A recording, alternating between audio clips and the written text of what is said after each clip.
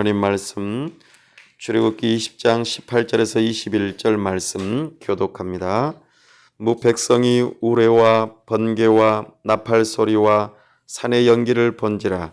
그들이 볼 때에 떨며 멀리 서서 모세에게 이르되 당신이 우리에게 말씀하소서 우리가 들으리이다.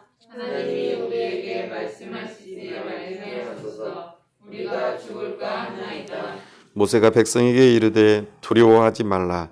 하나님이 임하심은 너희를 시험하고 너희로 경외하여 범죄하지 않게 하려 하심이니라. 백성은 멀리 서 있고 모세는 하나님이 계신 흑암으로 가까이 가니라. 아멘. 다 함께 기도하겠습니다. 하나님 아버지, 우리를 긍휼히 여겨 주옵소서. 진노 중에라도 우리에게 긍휼을 베풀어 주옵소서. 하나님께서 우리를 향하신 깊으신 뜻이 있기에 이 모든 국가적으로 열방적으로 어려움이 있지만 우리가 그것을 믿는 믿음으로 이 시간 하나님 앞에 나아가오니 우리 하나님께서 우리를 불쌍히 여기셔서 이 문제들을 해결하여 주시고 우리 하나님의 뜻을 다 이루어 주옵소서. 국가적인 큰 어려움을 해결하기 위하여 애쓰는 국가 공무원들과 여러 의료진들과 자원봉사자들에게 힘을 주시고 지혜를 주시고 용기를 허락하여 주옵소서. 우리 국민 모두가 다 함께 뜻을 하나로 모아 이 어려움을 슬기롭게 이겨낼 수 있도록 도와주옵소서. 이 일들을 통하여 생명에 대하여 죽음에 대하여 깊이 생각하는 기회가 있게 하여 주시고 하나님을 경외하는 마음으로 하나님을 찾는 심령들이 있게 하여 주시고 잘못된 길에서 돌아오는 역사가 있게 하여 주시며 참으로 하나님을 예배하는 자들의 아름다운 모습들이 세워질 수 있도록 우리에게 은혜를 베풀어 주시옵소서.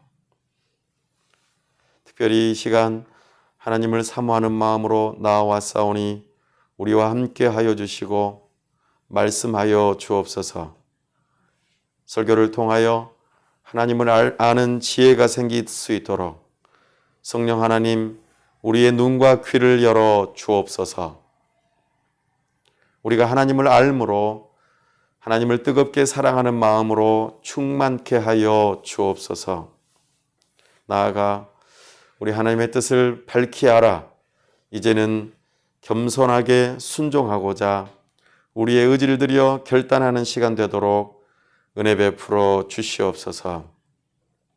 하나님 아버지, 참으로 주님의 복음이 신실하게 선포되게 하시고 이 일로 인하여 우리가 주님 안에서 참된 자유를 누리며 거룩한 삶으로 나아가며 진정으로 하나님을 경외하며 예배하는 하나님의 사람들 다 될 수 있도록 은혜 베풀어 주옵소서. 큰 어려움 가운데서 우리를 지켜 보호하여 주시고 우리 하나님께서 선하게 인도하여 주시옵소서. 우리 주님께서 도우시고 은혜 주시기를 간절히 바라올 때 우리 주 예수 그리스도 이름으로 기도하옵나이다. 아멘. 오늘은 십계명 강의 12번째 시간입니다. 마지막 시간입니다. 십계명의 교훈, 율법과 복음이라고 하는 주제로 주의 말씀을 선포합니다. 율법은 참으로 선합니다. 왜냐하면 선하신 하나님께서 주셨기 때문입니다. 십계명은 참으로 좋은 것입니다. 왜냐하면 좋으신 하나님께서 우리에게 주셨기 때문입니다. 이 십계명을 주신 큰 대상은 먼저는 하나님의 구원받은 백성임을 우리가 본문을 통하여 살펴보게 됩니다. 뿐만 아니라 세상에 있는 모든 사람들에게도 주어졌습니다. 오늘 우리는 그동안 십계명의 모든 내용들을 살펴보면서 이제 마무리하려고 합니다. 십계명의 기능, 이것을 왜 우리에게 주셨는가? 이것을 통해서 우리에게 무슨 유익함이 있는가? 이것을 다시 한번 정리하려고 합니다.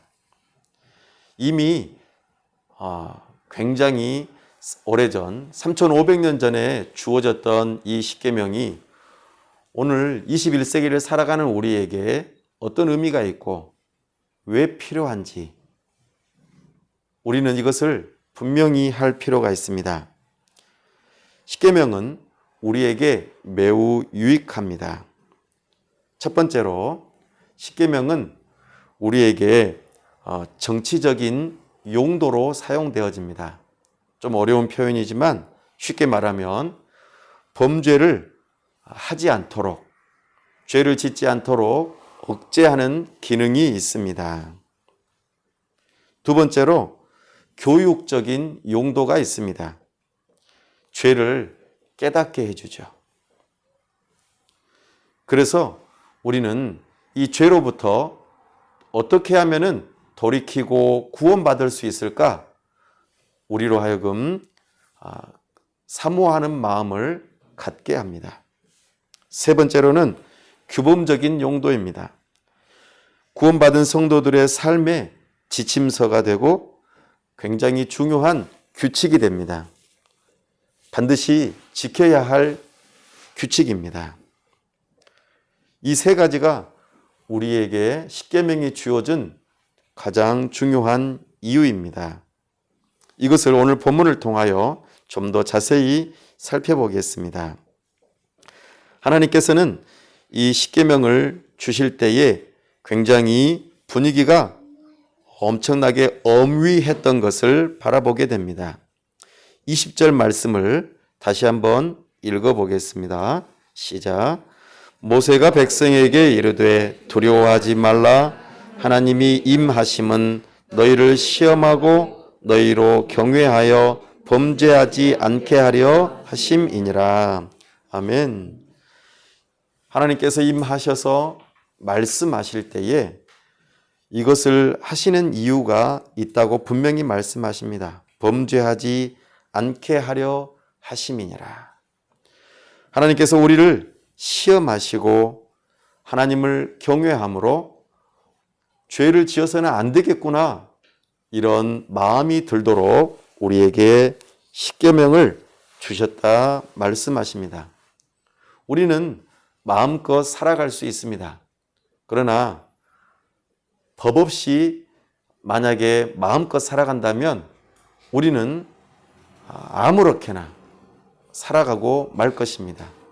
우리가 자유를 말할 때에 내가 원하는 대로 하는 것이 자유야 라고 하게 되면은 결국에는 방종에 치닫게 됩니다.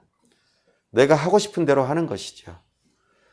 나도 내가 하고 싶은 대로 하고 다른 사람도 내가 하고 싶은 대로 한다면 서로 충돌하게 되고 그리고 싸우게 되고 결국에는 엄청난 분쟁과 더불어 큰 문제를 발생하고 말 것입니다. 그에 대하여 하나님께서는 시험하시고 그래서 너희가 참으로 어떤 것이 옳은 일인지를 분별하게 하며 그것을 지키지 않았을 경우에는 큰 벌을 받게 된다는 것, 이것에 대해서 가르쳐 주시기 위해서 하나님께서는 이 십계명을 주셨다 말씀하십니다. 결국에는 범죄하지 않도록 하기 위함이죠. 그래서 이 십계명은 예수님을 믿는 사람이든지 믿지 않는 사람이든지 모두가 다 필요한 것입니다. 우리나라에 만약에 법이 없다면 아마 큰 문제가 발생하고 말 것입니다. 우리는 대한민국의 법을 존중하고 그리고 따르기로 하였습니다. 그래서 대한민국의 국민으로서 그 법을 따르려고 애쓰는 것이죠. 그렇지 못한 경우에는 그 법을 어긴 것에 대해서 경찰이나 또는 검찰에서 이 문제들을 다루고 법을 따라 살지 않은 것에 대하여 자기 자신의 자유대로가 아니라 법을 따르지 않은 것에 대하여 그에 합당한 벌을 내리게 되어 있습니다. 그들이 그렇게 또 잡아가고 가두고 여러 가지 형벌을 내리는 이유는 그 사람이 더 이상 나쁜 짓을 하지 못하도록 하기 위함인가 더불어 그 사람을 보호하고 또한 다른 사람의 생명과 재산을 보호하기 위함이 기본적인 국가적인 법이라는 것을 우리는 알 수 있습니다. 참으로 이 일을 통해서 우리에게 하나님의 법, 십계명이 주어진 이유를 첫 번째로 살펴볼 수 있겠습니다. 이에 대하여 사람들은 반응이 아주 뜨거웠습니다. 18절 한번 읽어보겠습니다. 시작. 뭇 백성이 우레와 번개와 나팔 소리와 산의 연기를 본지라 그들이 볼 때에 떨며 멀리 서서. 아멘. 참으로 사람들은 이 하나님의 임재하심 또 하나님의 말씀하심 이 십계명을 통하여서 두렵고 떨리는 마음을 가졌다 말씀하십니다. 참으로 번개가 치고 천둥이 치고 어제도 밤에 그런 일이 좀 있었죠. 우리는 깜짝깜짝 놀랍니다. 죄를 지었던 안 지었던 그 큰 우레소리와 또 번쩍이는 것에 대해서 우리는 순간적으로 움츠러드는 삶을 살아갑니다. 번개가 치고 천둥이 치며 연기가 피어오르고 참으로 불 가운데 또 지진이 일어나는 이런 모든 모습들은 사실 하나님의 임재하심과 더불어 나타나는 자연적인 현상인 것을 우리가 압니다. 특별히 오늘 본문에서는 특별합니다. 우레소리도 들리고 번개도 있는데 나팔 소리도 있습니다. 그 산의 연기도 있는 것을 바라보게 됩니다. 이것은 마치 요한계시록에서 하나님께서 마지막에 심판하실 때에 그 심판의 모습들이 등장할 때마다 나타나는 현상임을 바라보게 됩니다. 우리는 이 십계명을 통하여서 바라볼 수 있는 것이 하나 있다면은 바로 하나님의 심판이 있다 하는 것을 우리로 하여금 깨닫게 하기 위함입니다. 그러므로 범죄를 억제하는 기능으로서의 큰 효과가 있는 것이죠. 반드시 너가 한 일에 대해서 심판이 있다. 그래서 전도서 기자도 말씀합니다. 청년이여, 내가 젊었을 때에 원하는 대로 다 해보아라. 너의 마음에 원하는 대로 다 하되 나중에 심판하실 그 하나님의 그 일을 기억하고 해라. 이렇게 말씀하십니다. 우리는 시작이 있다면 반드시 끝이 있다는 것을 알아야 합니다. 그러므로 우리가 살아갈 때에 마음대로 사는 것이 아니라 우리 삶의 기준이 반드시 있어야 합니다.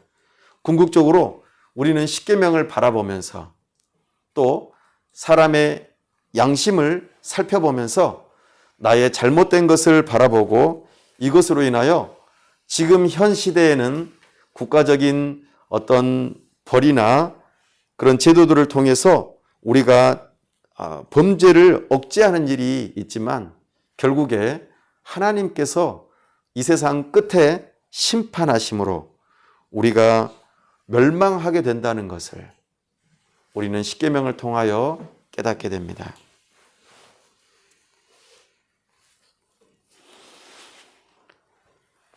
이제 두 번째로 십계명의 중요한 기능은 교육적인 용도입니다. 앞서 말씀드린 바와 같이 연결선상에서 이 십계명은 우리가 죄를 깨닫는 데에 큰 역할을 합니다. 우리 21절 말씀 19절 말씀 한번 읽어보겠습니다. 19절 시작. 모세에게 이르되 당신이 우리에게 말씀하소서 우리가 들으리이다.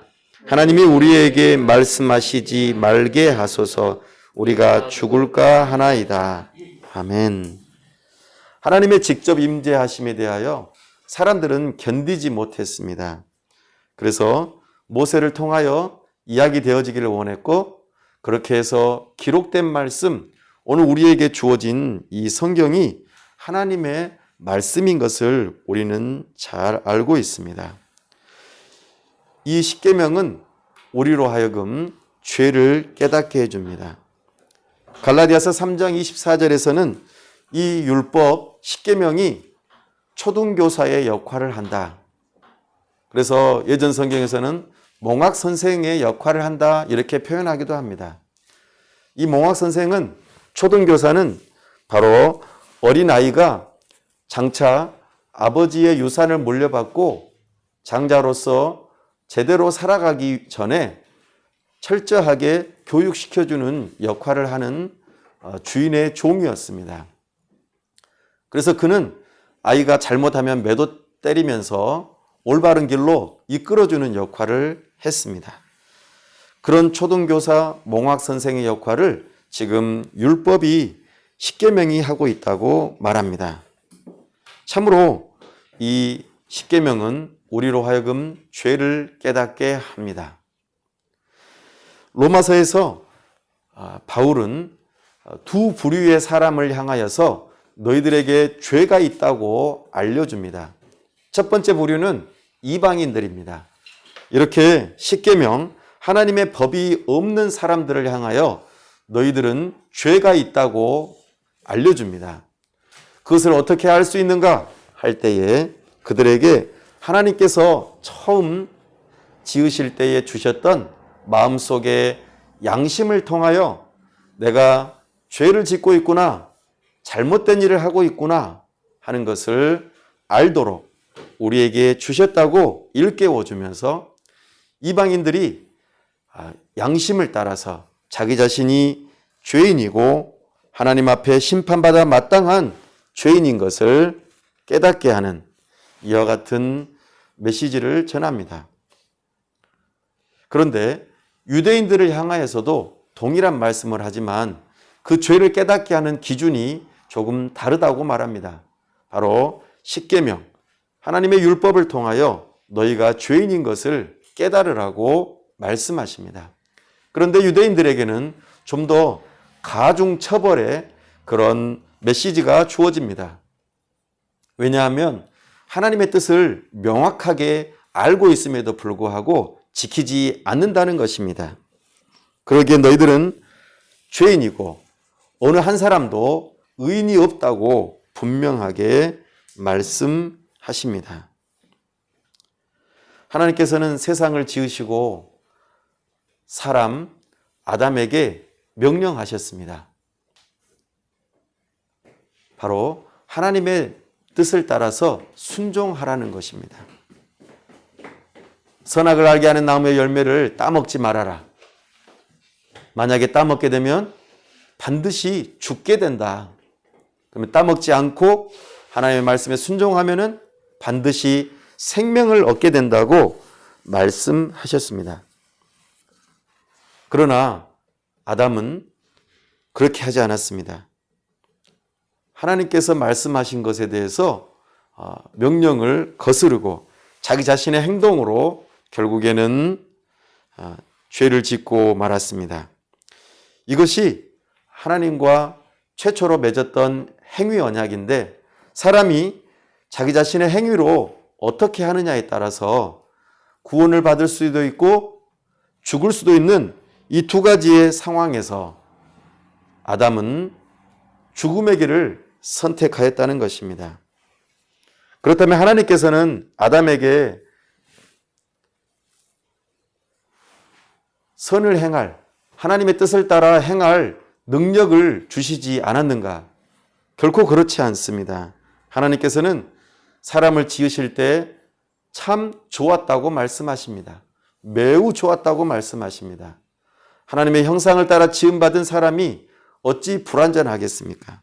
그러나 사람을 로봇으로 만들지 않고 자유롭게 선택할 수 있는 하나님의 그 형상을 따라 지음받은 자로서 그가 스스로 선택을 한 것입니다. 그 일로 인하여 그는 불의하게 되었고 결국에는 그 죄의 형벌로 율법의 저주를 받아서 결국에는 사망에 이르게 된 것입니다. 자기 자신이 악한 행위를 함으로 결국에는 망하게 된 것이죠. 그는 죄인이 된 것입니다. 이것은 우리에게 아주 나쁜 소식이죠. 바로 이것을 깨닫게 해주는 것이 바로 이 율법 십계명이라는 것입니다. 이것을 가지고 있는 유대인들은 가지고 있는 것으로 만족하고 이것을 통하여 어찌하면 죄에서 돌이켜 하나님께로 나아갈 수 있는가, 생명을 얻을 수 있을 것인가 연구하지 않고 오히려 그 율법을 가지고 있는 것에 만족하며 죄인으로서 머물렀던 그것에 대하여 사도 바울은 메시지를 주고 너희 또한 율법의 저주 아래에 죄인으로서 멸망받아 마땅하다고 선포하고 있습니다. 바로 이것이 십계명의 두 번째 기능인 죄를 깨닫게 해주는 것입니다. 이 일에 대하여 어찌할꼬? 우리가 하나님의 법, 십계명이 없어서도 양심을 따라 내가 죄인인 것을 깨닫고 심판받고 멸망받은 존재라는 것을 우리는 알게 되었을 뿐만 아니라 이 성경을 가지고 있으면서도 하나님의 법을 따라 살지 못한 일로 인하여 우리가 하나님의 심판을 받게 되고 멸망에 이르게 된다는 것을 이 성경이 가르치고 있습니다. 이때에 아주 중요한 메시지가 우리에게 찾아옵니다. 바로 이것이 나쁜 소식에서 좋은 소식으로 전환되는 중요한 전환점입니다. 21절 말씀 읽어보겠습니다. 시작. 백성은 멀리 서 있고 모세는 하나님이 계신 흑암으로 가까이 가니라. 아멘. 백성들은 모세를 중보자로 세웠습니다. 하나님께로 나아가는데 우리가 직접 나아가지 못하니 모세 당신이 우리의 지도자로서 중보자로서 그 일을 감당하시오 하고 내보냅니다. 백성은 멀리 서 있고 모세는 하나님이 계신 흑암으로 가까이 나아갑니다. 참으로 모세는 중보자로서의 역할을 감당하고 있습니다. 이 모세는 장차 오실 예수님, 이미 우리에게는 오신 예수님의 모습을 보여줍니다. 우리는 하나님 앞으로 나아갈 수 없는 존재입니다. 죄를 깨닫는 자들, 죄가 있는 자들은 하나님 앞에 나아갈 수 없습니다.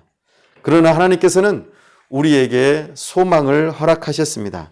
아담의 범죄함 이후로 바로 선포하신 것이 바로 여자의 후손을 보내주겠다 하는 내용이었습니다. 그 여자의 후손을 보내주셔서 아담이 실패한 그 일, 하나님의 말씀에 순종하지 못하여 결국에는 죽음에 이르게 된 그 일에 대해서 다시 한번 하나님께서 사람을 보내시고 그 일을 이루시겠다고 약속하셨습니다. 바로 그분이 예수님이십니다. 예수님께서 이 땅에 오셔서 하나님의 아들이시지만 인간으로서 하나님의 율법을 하나도 어기지 않고 다 지켜 행하셨습니다. 예수님께서 완벽하게 다 이루었다고 십자가상 위에서 말씀하셨습니다. 다 이루었다. 이 세상 살면서 하나님의 율법을 다 이루었다고 말할 수 있는 사람은 한 사람도 없습니다. 어느 누구도 없습니다. 법 없이 살 사람이라고 하는 사람마저도 그렇지 못합니다. 그러나 예수님은 하나님의 모든 율법을 다 지켜 행하심으로 의로우신 분으로 결코 죄가 없으신 분으로 우리의 이 죄인된 모습 그리고 율법을 어긴 이 모습에서 구원할 수 있는 유일한 분임을 우리에게 말씀하십니다. 그것을 증명하는 사건이 바로 부활 사건입니다. 예수님께서는 십자가에 못 박혀 죽으셨습니다. 마치 극악무도한 죄인 취급받으면서 돌아가셨습니다. 하지만 사흘 만에 부활하셨죠. 죄가 있는 사람은 다시 살 수가 없습니다. 왜냐하면 죄의 싹은 사망이기 때문입니다. 그러나 예수님께서는 죄가 없으시고 의인으로서 참으로 하나님의 능력으로 다시 부활하시며 죄가 없으심을 증명해 보이셨습니다. 그 예수님께서 우리에게 이제 복음을 주십니다. 전에 우리에게는 나쁜 소식이 들려왔지만 이제는 복된 소식이 들려옵니다. 십자가의 복음만이 우리의 죄 문제를 해결할 수 있는 유일한 길이라고 말씀하십니다. 전에는 사람이 하나님의 법을 어겨 잘못된 행동으로 그렇게 죽음에 이르렀다면 이제는 하나님께서 약속하신 여자의 후손 예수님께서 하나님의 일로 율법을 완전히 지키는 일로 이제는 생명을 얻을 수 있는 길이 열리게 된 것입니다. 이제는 우리에게 참으로 놀라운 변화가 일어난 것입니다. 그러나 우리는 이 사실을 듣고 믿음으로 받아들이셔야 합니다. 우리 사람은 할 수 없습니다. 그러나 하나님이 하신 일로 우리는 구원을 받을 수 있습니다. 하나님께서 예수 그리스도를 통하여 우리의 죄의 문제를 해결하셨다는 것을 믿음으로 받아들이는 자에게 하나님께서는 그를 의롭다고 여겨주시고 성령으로 새롭게 태어나게 해주시겠다고 약속하십니다. 사랑하는 여러분, 여러분들은 이 하나님의 약속의 말씀을 들으시고 응답하시기 바랍니다. 예수님을 나의 구주, 나의 하나님으로 믿는 믿음을 가지십시오. 예수님만이 참된 의인이요 율법의 저주로부터 하나님의 심판으로부터 벗어날 수 있는 유일한 길입니다. 모세가 이스라엘 백성들의 대표자로 중보자로 흑암에 계시는 하나님 앞에 담대히 나아갈 수 있었던 것처럼 예수님께서 우리의 중보자가 되셔서 이제는 하나님과 우리 사이에 원수된 관계가 화목한 관계가 되고 막힌 담이 허물어지며 하나님께로 나아가는 길을 열어주셨다는 것을 우리는 알아야 합니다. 이 예수님을 붙들고 나아갈 때에 우리는 그렇게 나아갈 수 있습니다. 이 예수님을 붙드십시오. 예수님을 믿으십시오. 이것이 하나님의 은혜입니다. 이 하나님의 은혜 안에 있는 사람들에게 이 십계명은 또 다르게 다가올 것입니다. 이 예수님을 믿는 사람들에게는 과거의 죄인으로서 죄의 형벌 가운데 율법의 저주 가운데 있는 사람이 의롭게 되어지는 놀라운 신분의 변화가 찾아올 것입니다. 또한 과거의 죄의 권세 아래에 있고 그리고 죄의 소유물이 되었던, 그래서 항상 무슨 행동을 하든지 죄를 향하여서 달려갔던 우리가 이제는 마음의 변화가 일어나 완전히 이제는 새로워지는 성령으로 거듭나는 역사가 일어나게 될 것입니다. 이 일이 저와 여러분에게 있기를 원합니다. 이것이 하나님의 은혜의 복음입니다. 죄를 깨닫게 해주시는 것이 이 율법의 기능이었다면 이 율법의 저주로부터 벗어날 수 있는 길을 제시하는 것이 바로 복음입니다. 이 하나님의 말씀을 붙드시기 바랍니다. 이 하나님의 은혜가 저와 여러분에게 있기를 원합니다. 이렇게 예수님을 믿는 믿음으로 하나님께서 주시는 선물을 마치 손으로 받듯이 우리가 믿음으로 받을 때에 우리의 가진 죄를 예수님께서 가지고 가시고 예수님께서 가지신 의를 우리에게 주시겠다 약속하십니다. 그리고 우리를 이제는 거룩한 삶으로 부르십니다. 율법의 세 번째 기능이 바로 그것입니다. 성도들을 구원하시되 그냥 신분의 변화나 마음의 변화만 일으키신 것이 아니라 이제는 하나님의 법대로 살아갈 수 있도록 그 능력을 주시겠다고 말씀하십니다. 그러니 우리는 이제 천국 가는 길에 마치 내비게이션, 지도를 얻은 것과 같은 것입니다. 내가 율법을 다 지켜 행할 수 없을 뿐만 아니라 율법으로는 구원을 받는 것이 아니라 죄를 깨닫게 하고 심판을 깨닫게 하지만 우리 주 예수 그리스도의 복음은 이제 우리에게 십계명이 다르게 작용되어진다는 것을 알아야 합니다. 믿음으로 구원을 받고 믿음으로 하나님 나라에 들어가지만 그 하나님 나라에 들어가고 구원받는 일에 있어서 거룩한 삶의 기준은 바로 이 십계명이 된다는 것입니다. 어떤 사람들은 이렇게 말합니다. 우리가 예수님 믿고 구원받으면 됐지. 십계명은 이제 필요 없어. 3500년 전에 문서이고 이제 21세기를 살아가고 달나라도 가고 우주도 지금 정복해가는 이 상황에서 과거의 그 십계명은 무슨 소용이 있나? 이렇게 말할지도 모르겠습니다. 이것은 잘못된 생각입니다.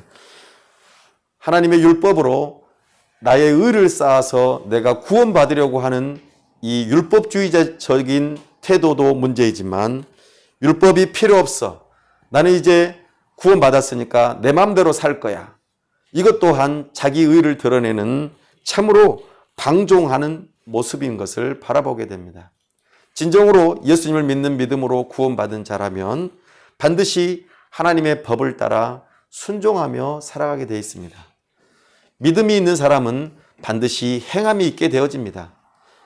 행함으로 구원받을 수는 없지만 믿음으로 구원받고 믿음이 있는 사람은 반드시 하나님의 말씀을 따라 순종하고자 하는 행함이 있다는 것을 바라보게 됩니다. 이 행함은 결코 구원받기 위함이 아니라 하나님을 사랑하고 하나님을 경외하며 하나님의 뜻을 따라 겸손하게 살아가려고 하는 태도임을 알아야 합니다. 구원받기 위해서 우리에겐 율법이 필요하지 않습니다. 이미 구원받은 자가 바로 율법이 필요한 것입니다. 성도에 합당한 삶을 살아가는 것이죠. 우리는 이 하나님의 은혜를 기억해야 합니다. 그래서 예수님께서는 이 십계명을 폐하지 않으셨습니다. 오히려 십계명에 대하여 더 분명하게 완성하시면서 해설하셨습니다. 바로 그것이 마태복음 5장에서 7장까지의 산상수훈입니다. 산상수훈을 우리가 알아가면 알아갈수록 십계명의 참된 뜻을 더 분명히 알아가게 되고 올바르게 실천할 수 있습니다. 십계명에서는 참으로 우리의 겉행위를 주로 다루었다면 이 율법을 해석하시고 완성하신 예수님은 십계명의 정신과 더불어 우리 사람의 마음까지도 다루고 계심을 보여줍니다. 그래서 예수님께서는 하나님을 사랑하고 이웃을 사랑하는 것이 십계명의 핵심이다. 하나님을 사랑하는 자, 이웃을 사랑하는 자라면 반드시 십계명을 지켜야 한다고 우리에게 모범을 보여주셨습니다. 우리가 성령으로 새롭게 거듭난 사람들은 이제 십계명을 실천할 수 있는 힘이 생겼습니다. 우리는 삶을 살아가면서 구원을 받고 의롭게 되었지만 여전히 죄성이라고 하는 것이 우리 마음 깊은 곳에 있습니다. 이것은 죽을 때까지 없어지지 않습니다. 나아가 우리가 사는 이 주변의 세상의 흐름은 우리로 하여금 죄로 이끄는 그런 유혹을 합니다. 뿐만 아니라 악한 원수마귀가 우리로 하여금 죄에 빠지게 하는 그 일을 하게 합니다. 그러나 우리 성령 하나님께서는 우리를 거듭나게 하실 뿐만 아니라 하나님의 말씀대로 살아가면서 순종하고 하나님의 자녀답게 살아갈 수 있도록 우리를 이끌어 주십니다. 매일 복음을 기억하게 하시고 내가 잘못한 것이 있다면 날마다 예수님께로 달려가 용서를 구할 수 있는 이 놀라운 은혜를 허락하셨습니다. 뿐만 아니라 하나님의 말씀을 이제는 실천할 수 있는 의지력을 주셨습니다. 그러니 우리는 이 십계명을 소중하게 여기며 성령 하나님께서 나를 이끄시는 대로 내가 순종하면서 십계명을 실천하는 것입니다. 그럴 때 우리에게는 영적인 축복이 주어집니다. 성령 하나님께서 우리에게 사랑과 희락과 화평과 오래 참음과 자비와 양성과 충성과 온유와 절제의 놀라운 성령의 열매들을 우리에게 주시겠다 약속하십니다. 바로 하나님의 말씀 이 십계명을 실천하는 자들에게 이 영적인 놀라운 선물들이 기다리고 있습니다. 나아가 이 십계명은 우리에게 가장 강력한 전도의 방법이 될 것입니다. 오늘날 우리가 살아가면서 전도가 안 되는 가장 큰 이유가 뭐냐면 그리스도인인 너도 제대로 못 살면서 왜 우리 보고 제대로 살라고 그래? 너나 잘하세요. 이렇게 하며 전도의 문이 막혀 있다는 것을 우리는 알고 있습니다. 전도의 문이 열리려면 반드시 우리는 십계명을 지켜야 합니다. 하나님의 법을 따라 살아가며 이 세상 가운데서 착한 빛, 소금의 삶을 살아가야 합니다. 그때에 그리스도인들은 박해를 받음과 동시에 칭찬을 받을 것입니다. 하나님의 뜻대로 살아가는 자들에게는 박해가 있기도 하고 칭찬이 동시적으로 나타납니다. 우리는 어떤 사람이 되어야겠습니까? 우리는 하나님의 말씀을 따라 살아갈 때에 박해받을 수 있습니다. 기뻐하라고 하셨습니다. 우리가 하나님의 아들인 것을, 우리가 하나님의 자녀인 것을 드러내는 방식이기 때문입니다.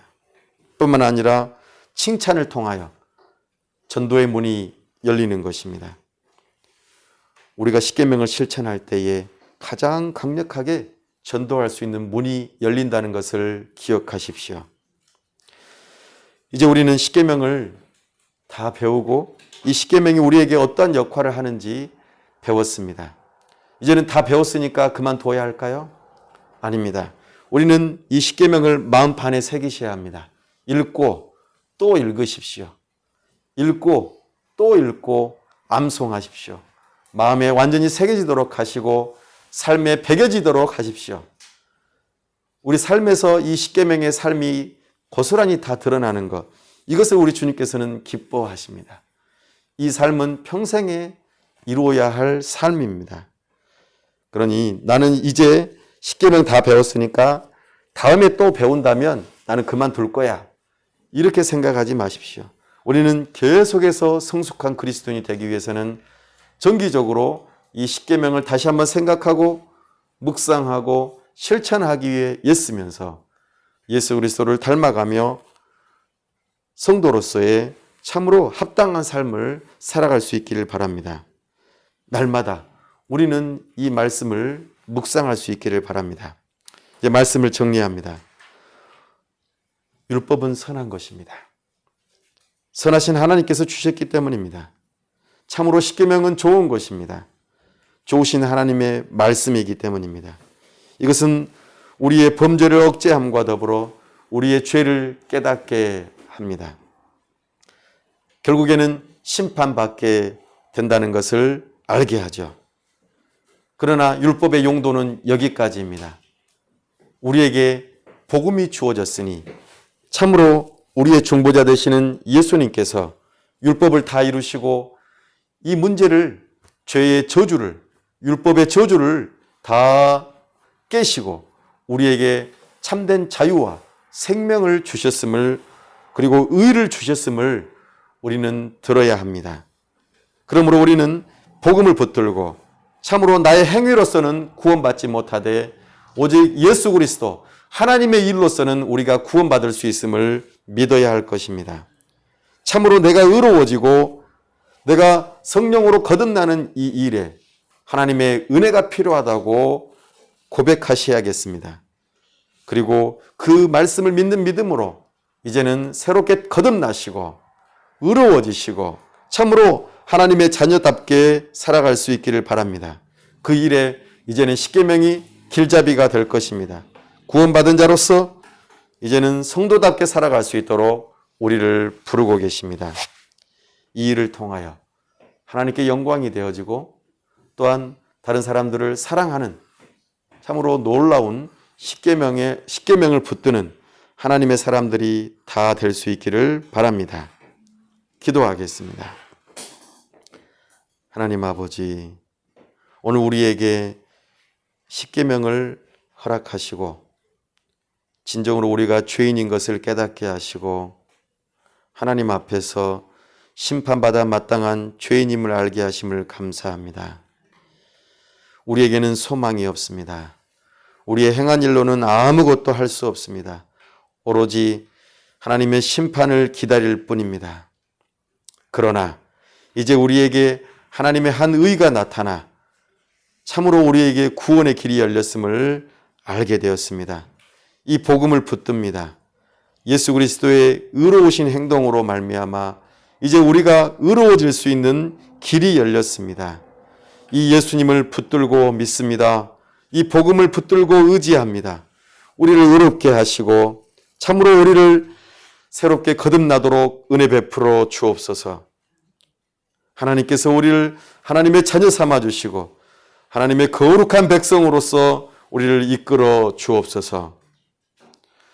우리에게 주신 하나님의 법을 따라 구원받은 자로서 구원받은 자답게 삶을 살아가면서 하나님께 영광이 되게 하여 주시고 예수 그리스도를 더욱더 닮아가게 하여 주시며 참으로 우리의 착한 행실로 인하여 전도의 문이 열리고 참으로 하나님의 나라가 우리에게 충만하게 이루어지며 성령의 열매들을 우리가 경험하고 맛볼 수 있도록 은혜 베풀어 주시옵소서. 우리 하나님께서 도우시고 은혜 주시기를 간절히 바라올 때 우리 주 예수 그리스도의 이름으로 기도하옵나이다. 아멘.